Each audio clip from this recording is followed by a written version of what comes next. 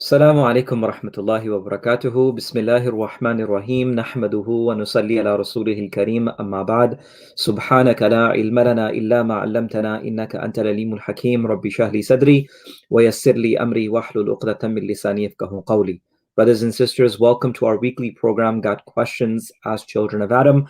I'm going to quickly share this on my page as well, inshallah, to make sure that the brothers and sisters, inshallah, who want to join from different locations and places can join us, inshallah. And we will start taking your questions just in a short while. If you do have any questions that you would like to ask the panelists, our scholars, you're more than welcome to type your questions in our comments as well.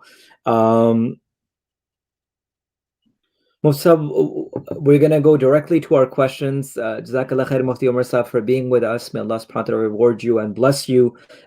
There's one question that had come in today, and the brother had asked us this question, saying, question for today, what is the obligation of a son towards his father when it comes to his wealth? Is a father entitled to a son's wealth? We came across a hadith. Can you shed some light on this hadith? Is this authentic? And can you shed some light on authentic hadiths? What are authentic hadiths? So Musab, I think we can take the first portion about the son's obligation, faraiz, or haqq or hukuk of parents towards son and son towards parents, and the hadith of the parent usage of the mal of the child, inshallah.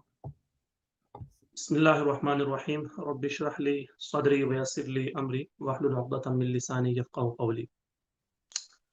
I would like to start from the hadith about which it has been asked.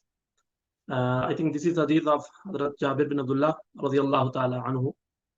He narrates that a man came to the Holy Prophet sallallahu alaihi wasallam and he said that I have wealth, I have children, and my father wants to take my wealth.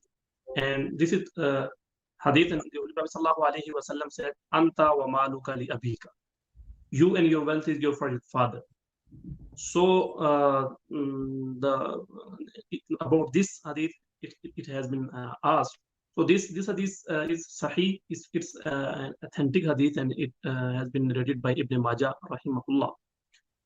So scholars has explained this hadith that this is not so common as someone can understand from the wording of the hadith, because the simple meaning of the hadith is that you and your wealth is your father.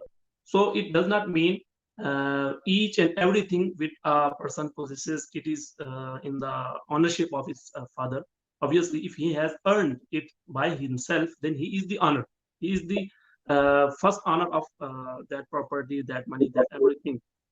But this hadith means if the father is in need and he does not have his own wealth to use, for example, for food stuff, for clothes, for everything he needs, if he does not have anything to fulfill his need, then he can take something from his son's wealth and he can enjoy it. Yes, still there are some conditions scholars have mentioned. The first condition is that father is in need and he does not have his own wealth. Second thing is that the son is not in need exactly in that wealth. It means he has some extra thing as well. And the third thing is that father's intention should not to harm the son and to take his wealth and give to someone else, and without real and actual need. So with these conditions, a father is allowed to take something if he wants and if he needs from his son's wealth. And obviously, the son is responsible to give the needs, the basic needs to his father if the father does not have his own wealth. So this is the summary of this hadith, and I think it is enough to the answer. So if more is needed, then I think Mufti inshallah can explain more. Jazakumullah khairan. Mufti Masab, Jazakallah khairan for joining us. The question that was asked was with regards to, I'm going to go back to the question, was with regards to a father and a child's relationship. What is the obligation of a son towards his father when it comes to his wealth? Is father entitled to a son's wealth? We came across a hadith. Can you shed some light? So Mufti Sahib, mashallah, mentioned the hadith. What's that? It was from Ibn Majah. Yeah, Ibn Majah.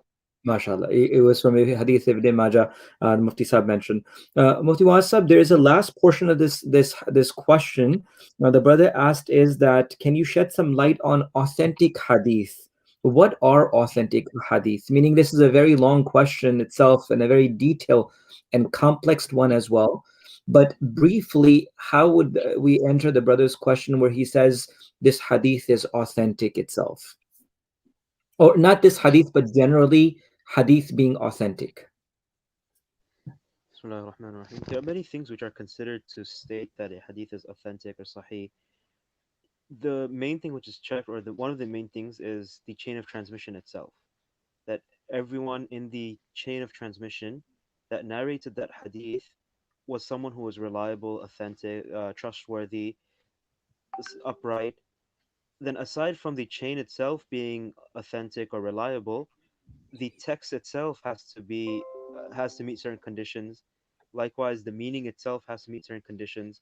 So it's not just one thing, but this is an entire topic on its own that can be discussed maybe in another future study, So inshallah. Musab, there is like a whole sciences of hadith, right? The way that Yeah. people study hadith.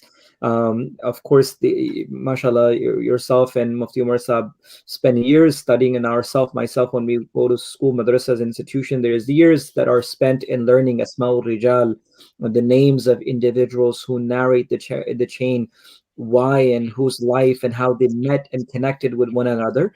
So, inshallah, that's a very beautiful point that Musa mentioned, that it may take a longer time for us to discuss, but this could be an entire topic to itself, which is the sciences of hadith.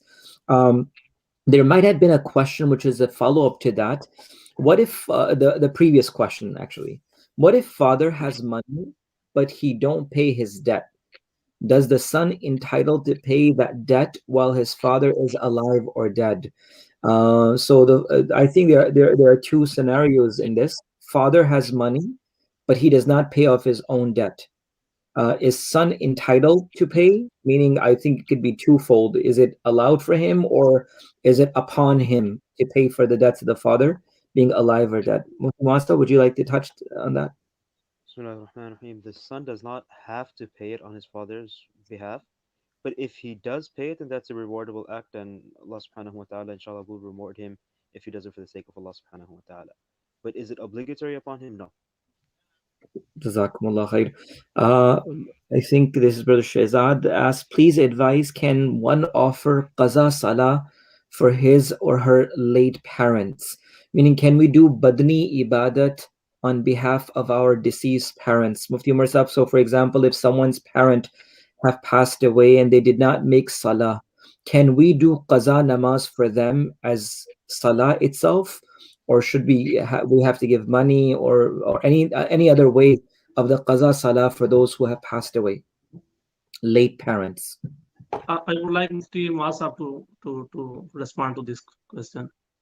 Bismillahir Rahmanir Rahim. The salah cannot be made qada on behalf of someone else. If a person did not make salah during their lifetime, then after they pass away, if they made a wasiyah, then the amount can be taken from 1/3 of their wealth. If they didn't make a wasiyah and their heirs, their children, want to cover up for that outstanding qada salahs, then they can pay fidya for each salah that was missed. So fidya amount is approximately sadaqatul fitr amount, which is $7 to $10 for each and every single salah that was missed. And according to the Hanafi school, the witr salah will count as a separate salah. So in one day you would have 6 salahs according to the Hanafis. So, Mutsab, a follow-up question to that is that would this fidya, or that amount to be paid for the salah, would it be taken and deducted from the debts of that individual, the initial portion of it? No, this would Okay. be from the 1/3. Okay. So this would be from the 1/3. Yes, Okay. That's if they did wasiya or no. correct. If they did wasiyah. If they If they didn't did do not, wasiyah and the heirs voluntarily want to do it from their own money, not from the estates, not from the estate or from the heir, from the deceased money, but from their own money as a act of kindness and as showing their love and appreciation to the deceased, then that's fine. Great. So I was going to touch upon this, Sister Sada. Thank you for asking this question. I was just going to actually talk about this point. What is wasiyat? Thank you for saying that. Sister Sada, I was just going to actually say that shortly, is that we get a lot of questions with regards to question of wasiyat. So I maybe my voice is coming back. Is that me? My voice kind of. So when a person passes away, and Mufti Mu'assab, if you can kindly elaborate a little bit upon this. When a person passes away, first and foremost, the entire wealth is seen and the funeral and burial expenses are taken care of. Secondly, the debts of that individuals are taken care of. Number three, you will see if this person, that individual who passed away, had left a wasiya. And your question being wasiya is the bequest, which is that they say that and the most that you can do wasiyat upon your entire wealth is 1/3, not more than 1/3. So that 1/3 can be given to those individuals who are not direct people who can receive the miras and inheritance, like children and spouses and parents. It could be anyone else who's not receiving the inheritance. Then that 1/3 of the wasiyat will be taken care of. If someone does bequest of the entire wealth, it will be nullified and only 1/3 would be executed.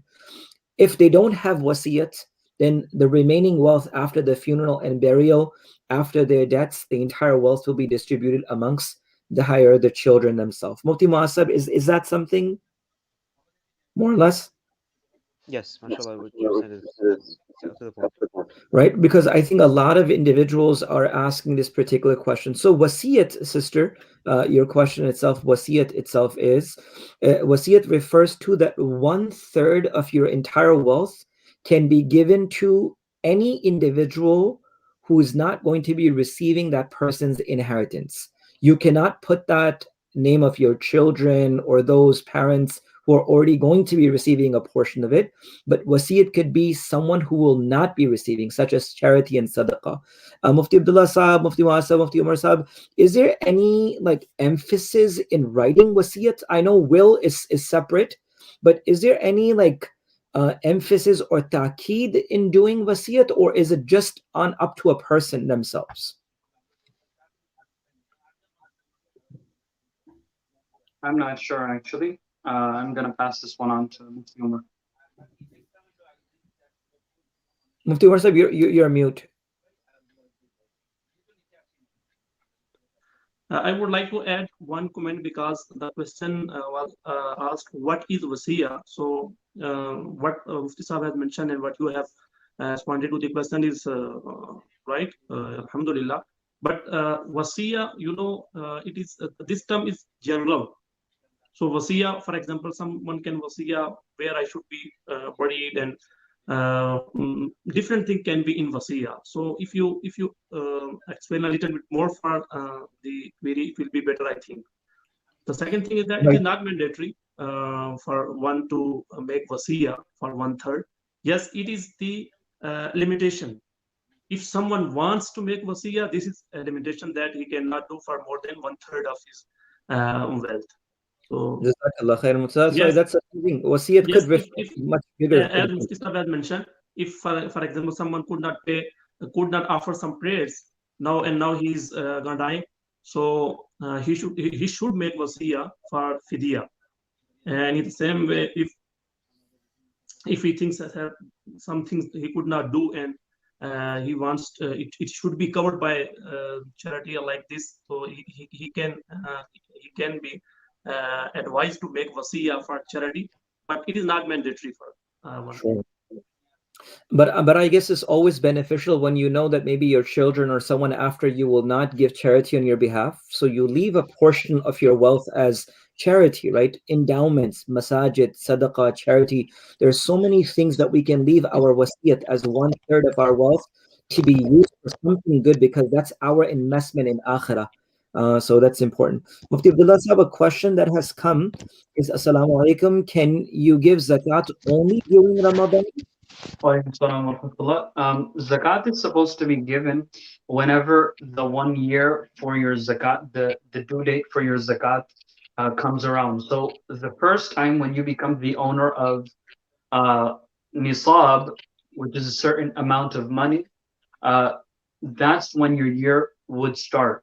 And 1 year from that date. Usually, a lot of people like to do it in Ramadan because they think that by giving zakah in Ramadan, you're going to get 70 times more reward.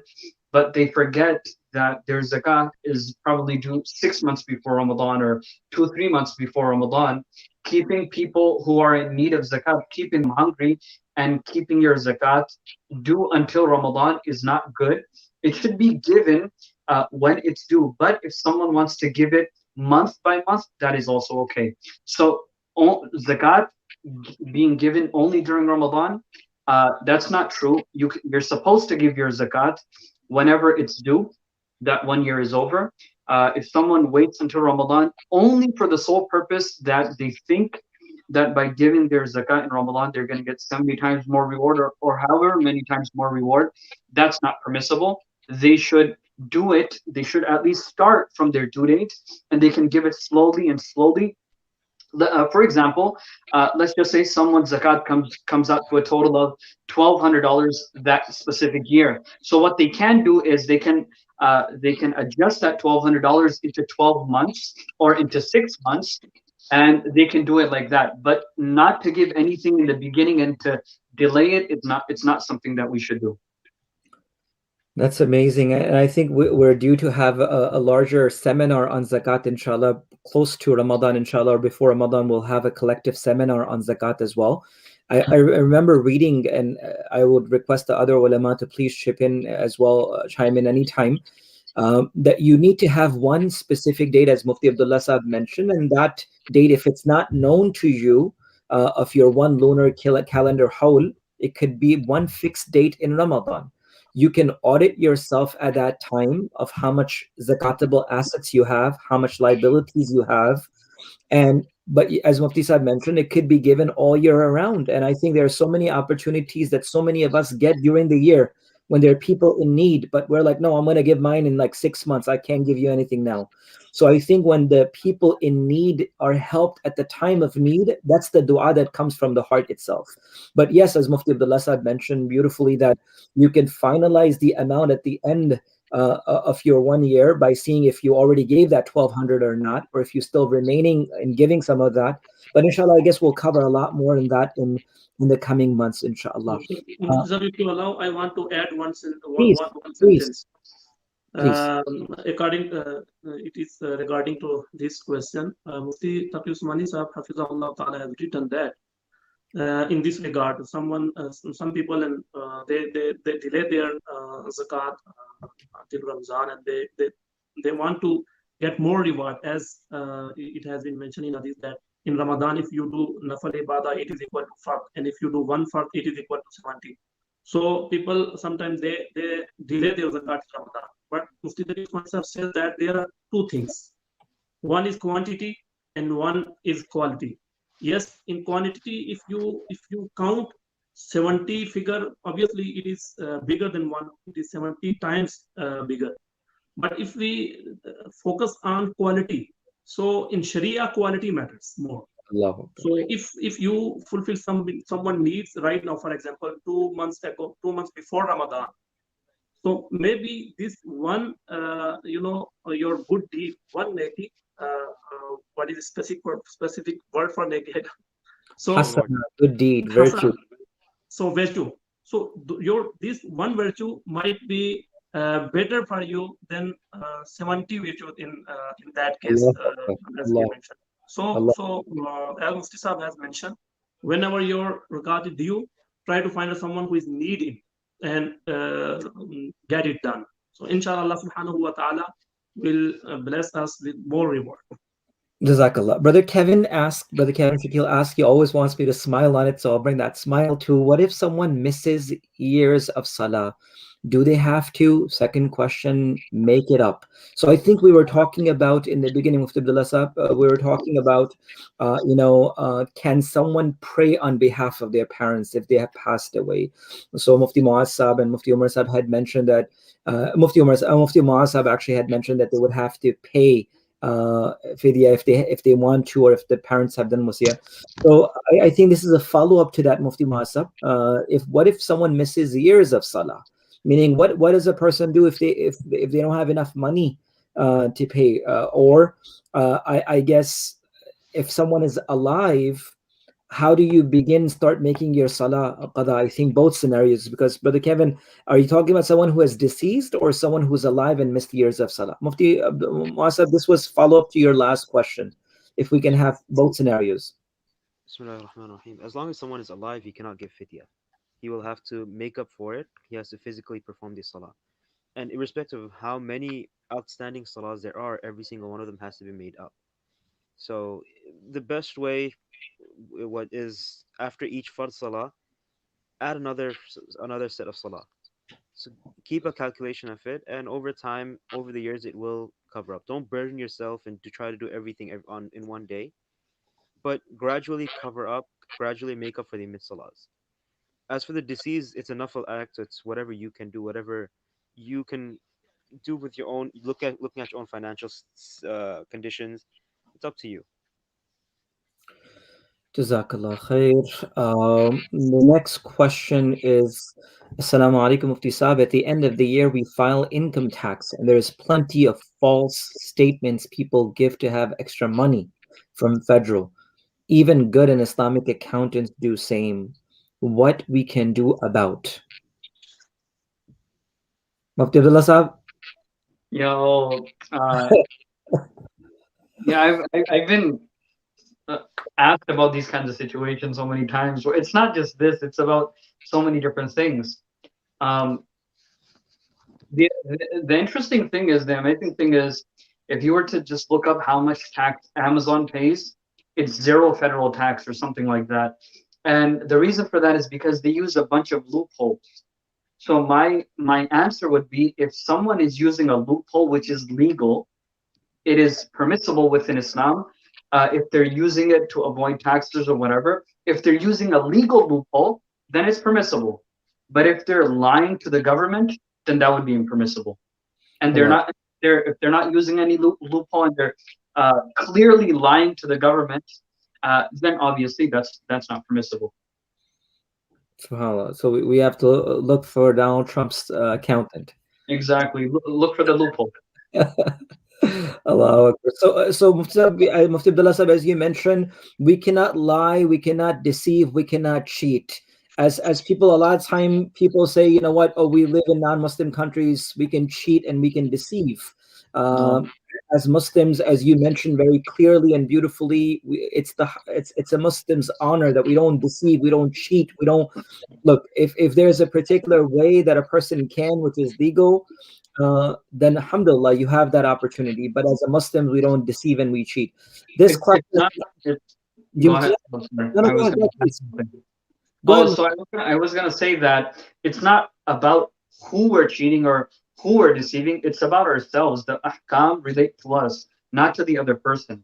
So deceiving is impermissible for us, regardless of who it's to. Lying is impermissible for us, regardless of who it's to. Allahu Akbar. That's such a amazing. A lot of time people, start doing this because they say, "Oh, this person has no faith, we can do it." But this is such a beautiful point. I never thought of it like that. But Jazakallah khair. This question. The second thing is that when we are living in any country, like now we are talking about our country, America, for example, we are living over here. So we are also the ambassador of Islam. So we should be careful in our all dealings. And as Mufti Sahab has mentioned, it is never allowed to lie, to deceive, to cheat. But we should be careful in this regard as well, that we are ambassador of Islam. So if we will do these things, these wrong things, which are never permissible in Sharia, so there will be double loss. Correct. The question has been asked multiple times, Mufti Muaz Sahab, to you. Assalamu alaikum is playing Ludo chess and other games with cards and pieces permissible, right? We asked her this multiple times. What's up? Just a quick answer. Bismillah ar-Rahman ar-Rahim. When it comes to chess, the Hanafi madhab does not permit the playing of chess.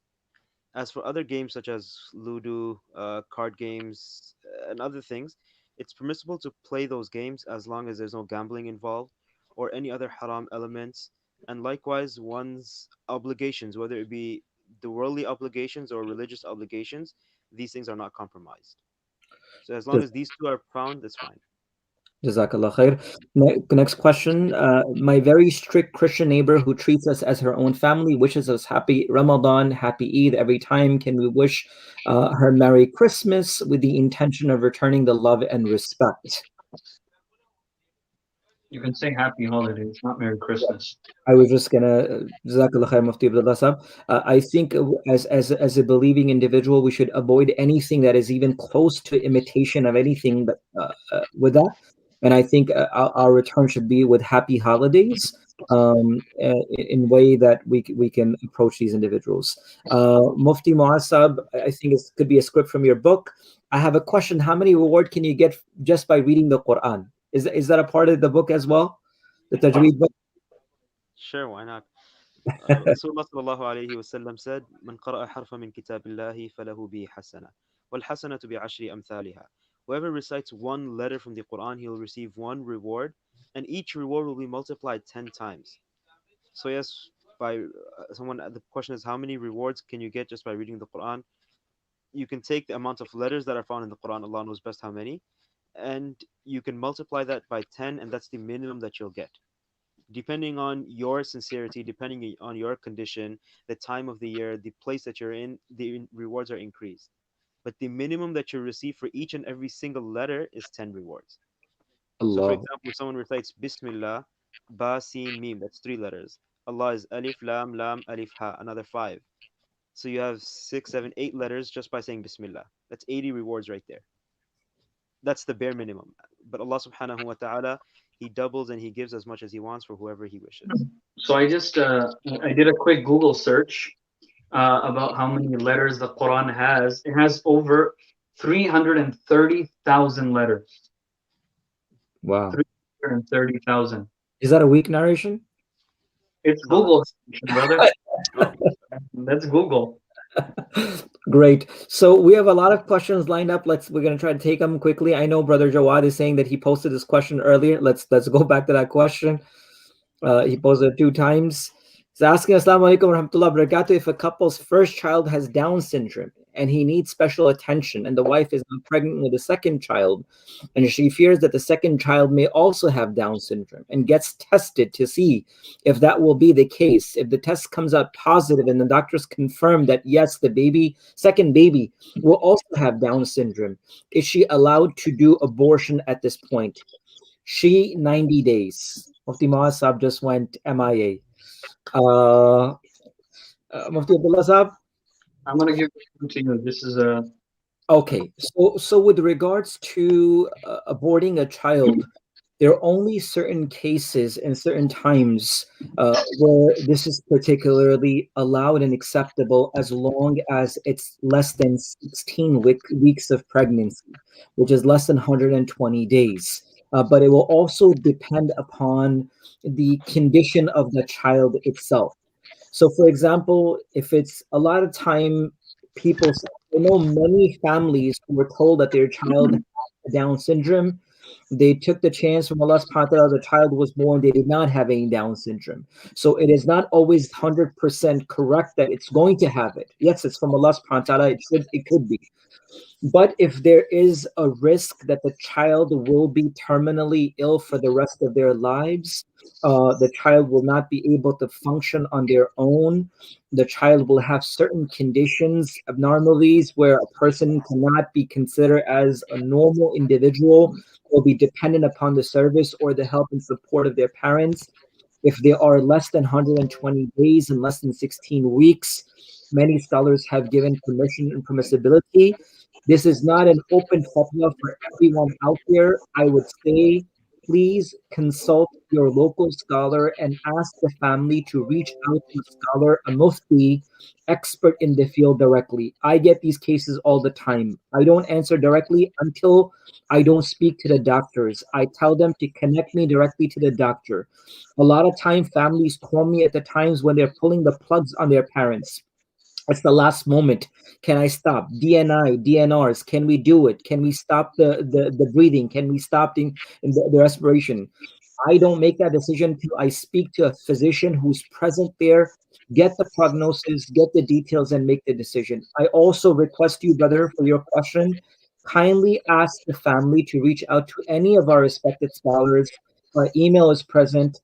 They will be able to get in touch with you or the family directly to speak to the physicians, get more details, get what's required, and they will be able to make the particular decisions because these are complicated situations that are based upon individual levels, not general locations.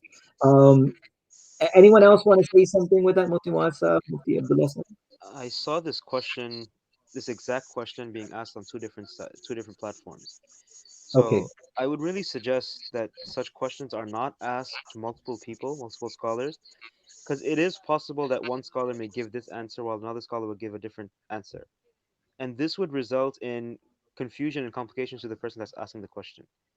So you answer the question, but when I saw it first, I thought we should have that policy that if the question is asked elsewhere, we shouldn't answer that question, especially Mufti questions Saab, of that's this the kind. policy. You write our policy, Mufti Saab. That's it. That's the policy. You write our policy. Whenever you That's see a question being thrown around as window shopping, I think we should try to stop because that creates a lot of confusion. May Allah reward you, Mufti Saab, for that because this is khair for the ummah itself. Brother Riyan Alam asks, he says, Salam, I have two questions about money. Mufti Abdullah Saab, get ready. It's not food. It's uh, is it permissible to win money from a game show or a video game tournament? Number two, is it permissible to sue after getting into a car accident? I think it's a twofold question. Anyone can take it, inshallah. Walaikum salam wa rahmatullah. I'll take it. The first question is it permissible to win money from a game show or a video game tournament?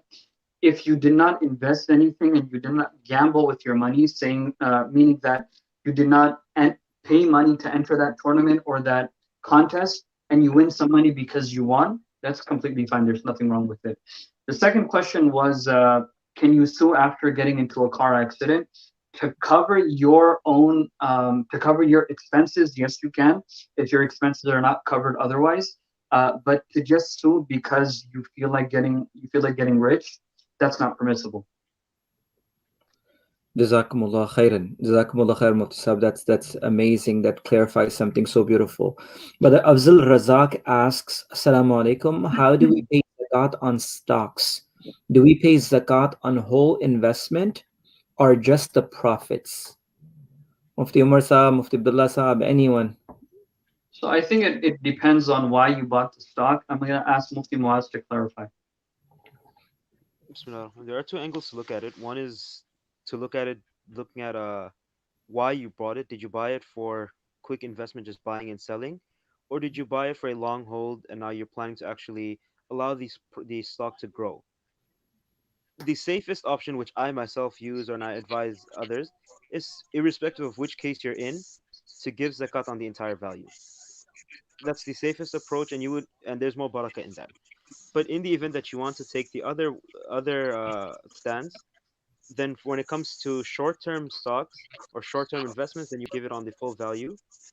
When it comes to long-term investments, then you would take into consideration the liquid and illiquid assets that are in the stock, which is quite difficult at times. So some scholars put out a 33%. Am I repeating myself? No. No, Some let's scholars let's put out a hear it. 33% thing, so that from each stock you'd give 33% zakat on 33% of the entire. Instead of giving zakat on the entire stock, it will be based on 33% only. But again, this is only for long term, and this is one stance, one opinion.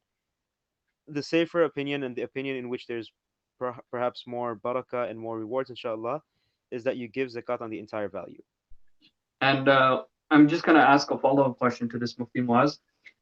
you don't have to keep a track of how many stocks you had throughout the year. It's whatever you had, whatever you have at when you're calculating, right? Am I correct?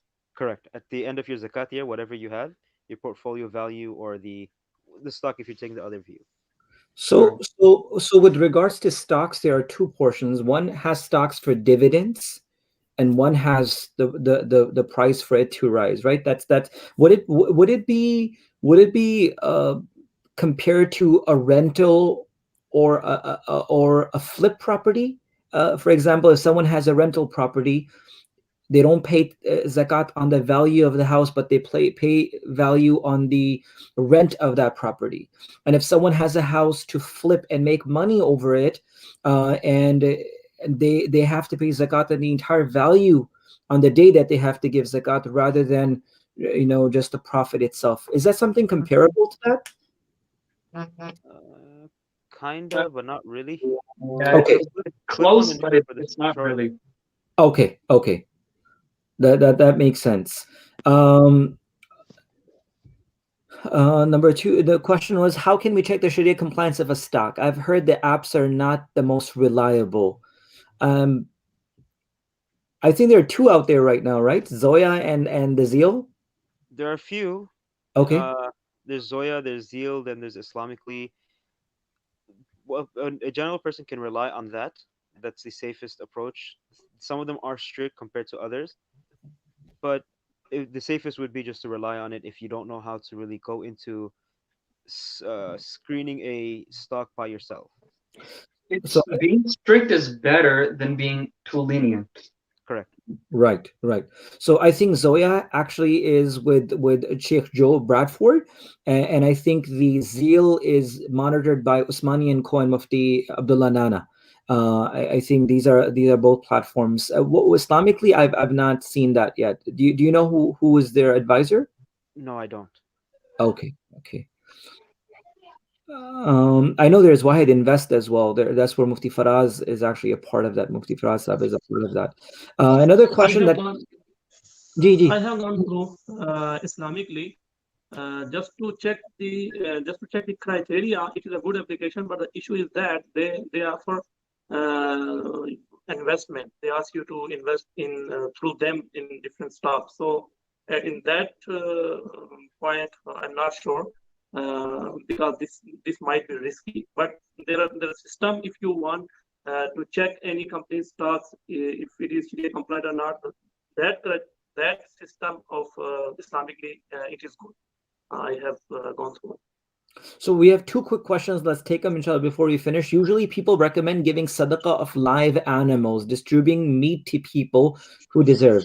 Is this good or better to pay amount to a family individual to take care of their needs, right? So a lot of time culturally people say, do a zibah of an animal, sacrifice an animal, or is it better to give the mal or the wealth? What is a better option? Mufti Abdullah Sahib? I just listened to a clip a couple days ago, I think yesterday, about Mufti Tariq Masood.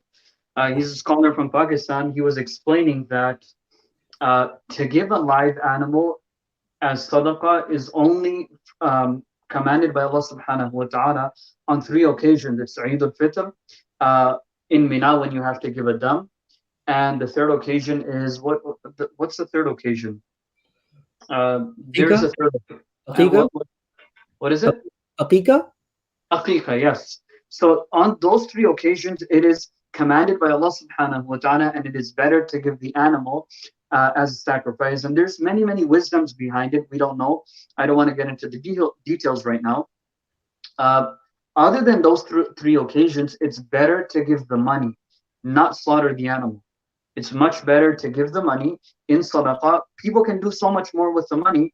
I think Mufti Taqi Usmani, he has a saying that the best gift is money. One of my friends used to tell me this in Pakistan. He always wanted money from me. I'm just joking. I'm completely joking. But he would always tell me, he's like, Mufti Taqi Usmani had this saying that the best gift to give to someone is not perfume, is not clothes, is money. So other than those 3 occasions, give money as sadaqah. I hope all my friends are listening to this. Jazakallah Mufti Abdullah Sahib. Okay, so the last question that comes is Assalamu alaikum, Mashaykh. I have been told by some brothers that it is not allowed to print out books that are available in PDF because of such books having copyrights, even if I don't intend to sell them. Mufti Muasab, this is such a question for you. I don't know why. You know why? Oh, man. Mufti Sahib is a publisher himself. He's an author himself. And mashallah, Allah has blessed him with multiple publication of his own books. So that's why, I want to hear directly from him. Bismillahirrahmanirrahim. Sharia has recognized intellectual property and intellectual rights. So if a person does have a copyright on his book, then uh, it's not permissible to steal or condemn or I don't know if that's how you put it. It's Yeah. not permissible to steal his rights and print that out and share it, or print that out, sell it, make a profit out of it. A person should follow and adhere to the laws of the country that he's living in. Copyright laws are honored by most countries, and that should be followed. Jazakallah khair. Jazakallah. I think it's so beautiful. And I think following the rules and laws makes such a big point. And especially as Muslims, as believers living here, I think our actions matter so much more itself. I think we have So come I'm Ji. going to ask a question just following up in that. So if Okay. there is no. If there's a book that I want to read, I don't want to print it, and I'm not trying to take money away from the author. Could I download the PDF and just use it? That's my question. कर लेते हैं, पूछते नहीं है. अच्छा, ठीक है. Sorry, that wasn't Where the answer. That wasn't the answer. where are you downloading it from? Oh man, this guy. The internet. Because I'll say this because we have a book sharing group, and this is a Mhm. common question that people ask me, because at times books are posted that have copyright written in the front, or it says it has copyrights. But when I share any book on that group, I don't make the group. I don't make the PDF myself, or I don't hack into any software to get that, or any system. What I do is, if I find anything online which is open and open to public, it's an open market, then I take it from there and I share it. So if you find something that's out there in public, then we can assume that perhaps the author or the publishers gave permission. That's why it's out there. Allah knows best if there is permission or not. But having it out there in public, we would assume that, unless we are told not to share it, or we are told that there is infringement of the copyright laws. All right, makes sense. Makes sense. Avoid it. All right, guys. Jazakumullah khairan, brothers and sisters, for your time and joining us every week. Brother Kamran Akhtar says, please, everyone make dua for his uncle who passed away from a heart attack in New York today. May Allah subhanahu wa ta'ala give him al-firdaus al-ala. Brother Farhan Ahmad, who usually joins us every week, his father just passed away a few hours ago in Karachi as well. There are so many people, brothers and sisters, that we know have recently passed away, and there are so many who are sick as well. May Allah subhanahu wa ta'ala, forgive the deceased and give shifa to those who are sick, and protect us and all our loved ones as well. With this, brothers and sisters, inshallah, we'll see you next week. Keep us in your dua. Wassalamu alaikum wa rahmatullahi wa barakatuh.